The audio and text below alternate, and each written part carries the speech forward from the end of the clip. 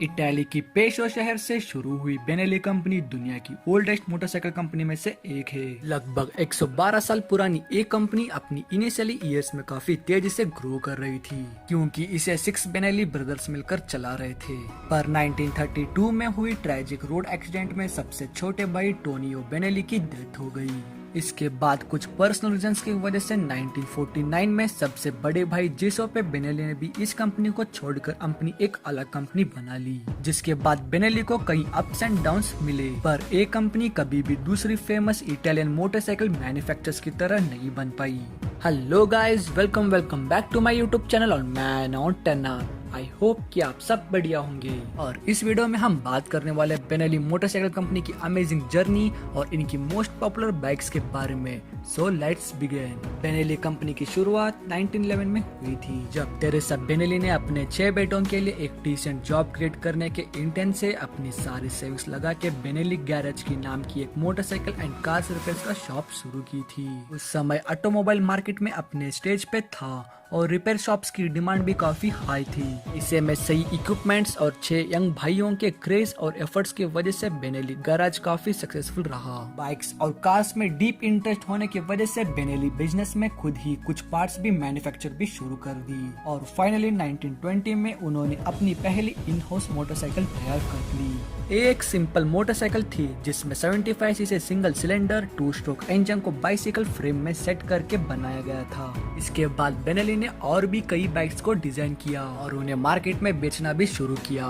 इसी बीच उन्होंने रियलाइज किया कि मोटरसाइकिल मार्केट में स्ट्रॉन्ग प्रेजेंस क्रिएट करने के लिए प्रोफेशनल रेसिंग में इन्वॉल्व होना भी जरूरी है। इसीलिए 1932 में टोनियो बेनेली को अपनी कंपनी की बेस्ट बाइक्स के साथ प्रोफेशनल रेसिंग इवेंट्स में पार्टिसिपेट करने के लिए भेजा गया। बेनेली ब्रदर्स में से टोनियो सबसे छोटे थे। वो काफी क्यूरियस और एडवेंचर नेचर के थे, इसीलिए रेसिंग उन्हें काफी पसंद थी। शुरुआत के कुछ ही सालों में टोनियो रेसिंग में एक्सपर्ट हो गए। 1927 में बेनेली की 175 सीसी 4 स्ट्रोक इंजन वाली नई बाइक पर टोनियो ने इटालियन चैंपियनशिप जीत लिया, जिससे बेनेली को काफी पॉपुलैरिटी मिली। इसके ग्रैंड सक्सेस के बाद टोनियो ने 1928, 1930, 1931 और 1932 में भी बेनेली के लिए चैंपियनशिप जीती।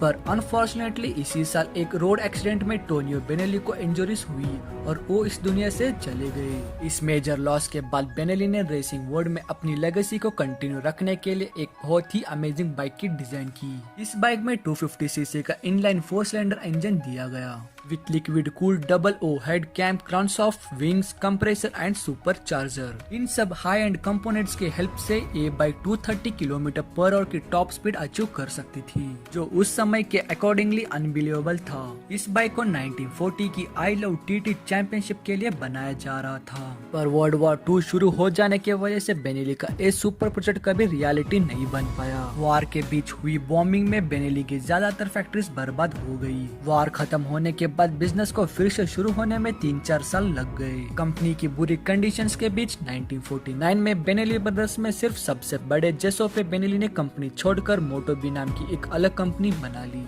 इसके बाद 1950 में बेनेली ने 98 सीसी और 125 सीसी की लेनोसियो बाइक्स बेचनी शुरू की, जो लोगों को काफी पसंद आई। मार्केट में स्मॉल इंजन वाली लियोनसिनो बाइक्स के सक्सेस के बाद बेनेली ने टोरेंटो 660 को लॉन्च किया।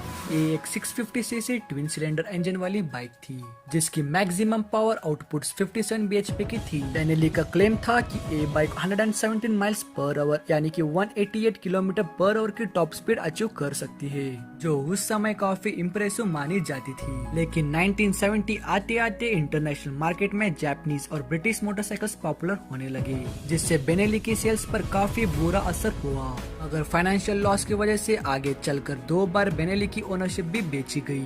नए ओनर्स ने जापानीज बाइक के कॉम्पीट करने के लिए बेनेली डिजाइनर्स को होंडा CB 500 जैसे बाइक्स को तैयार करने को कहा और फिर 1974 में बेनेली क्वाट्रो 500 को लॉन्च की गई। मार्केट में इस बाइक की परफॉर्मेंस डिसेंट रही और आगे चलकर बेनेली ने इस पर 750 को डेवलप किया, जो वर्ल्ड की फर्स्ट इनलाइन 6 सिलेंडर इंजन वाली बाइक थी।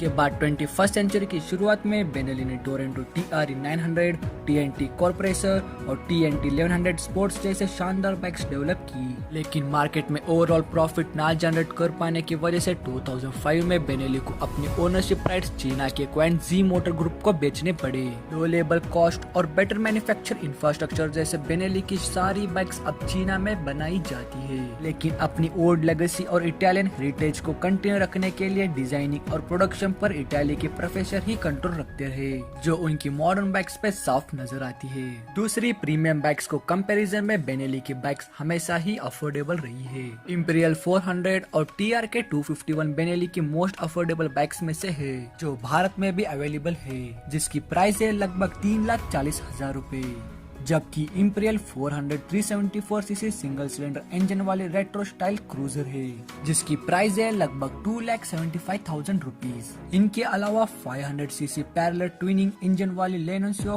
500 बेनेली की प्रीमियम बाइक्स में से है, जो एक्सेप्शनल लुक्स के साथ प्रीमियम हार्डवेयर कंपोनेंट्स और दमदार परफॉर्मेंस ऑफर करती है। मोर देन 100 इयर्स की अपनी अमेजिंग जर्नी में बेनेली की कई अप्स एंड डाउन्स देखे, लेकिन टेरेसा बेनेली की स्ट्रॉन्ग विल पावर और बेनेली ब्रदर्स के मेहनत और लगन से बनी बेनेली मोटरसाइकिल कंपनी ने अपनी आइडेंटिटी और क्वालिटी को मेंटेन रखा, जिसके वजह से ये आज भी एक प्रीमियम इटालियन मोटरसाइकिल कंपनी मानी जाती है। बेनेली मोटरसाइकिल्स के बारे में आपकी क्या व्यूज है कमेंट बॉक्स में जरूर शेयर करें। ये वीडियो अगर आपको पसंद आई हो तो प्लीज लाइक करें। बाइक्स और कार्स के शानदार और भी अमेजिंग वीडियोस के लिए सब्सक्राइब करें, और हम फिर से मिलेंगे एक नई वीडियो एक नई टॉपिक के साथ। तब तक के लिए बाय।